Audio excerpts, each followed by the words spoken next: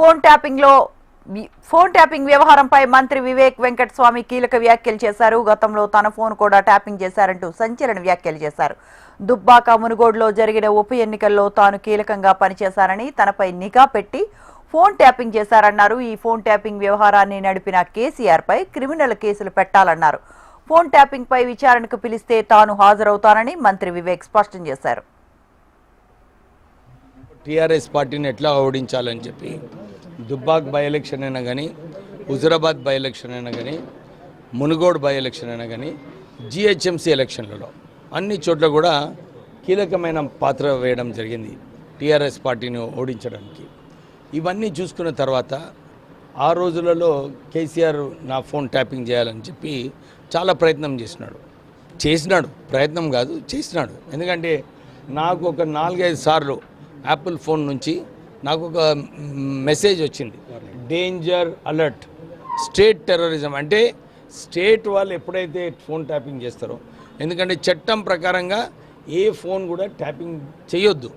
Amar Singh case అయిన తర్వాత parliament కఠినమైన లాస్ తీసుకురావడం జరిగింది. సో వీళ్ళు వితౌట్ చీఫ్ సెక్రటరీస్ పర్మిషన్ ఎక్కడ కూడా ఫోన్ ట్యాపింగ్ చేయొద్దు. చీఫ్ సెక్రటరీ కూడా పర్మిషన్ ఎప్పుడు ఇస్తాడు?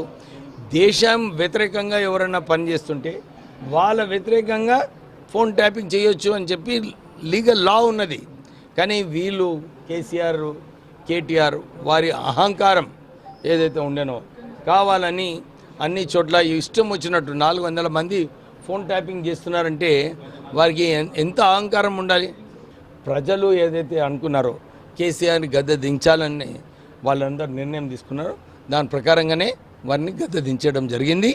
ఫోన్ ట్యాపింగ్లో కూడా నిజంగా అడిగితే క్రిమినల్ కేసెస్ వాళ్ళ మీద పెట్టాలి. ఎందుకంటే ఇది అగెయిన్స్ట్ సెంట్రల్ గవర్నమెంట్ లా, స్టేట్ లా. ఇలాంటి కార్యాచరణ వాళ్ళు తీసుకున్నందుకు వాళ్ళ మీద క్రిమినల్ కేసెస్ పెట్టాలని చెప్పి నేను డిమాండ్. నాకు అసెంబ్లీ ఎలక్షన్స్లో ఈడీ వాళ్ళు నోటీస్ పంపించినారు. పోయినా మాట్లాడినా చెప్పినా ఏం కాలేదు. ఏముంటుంది?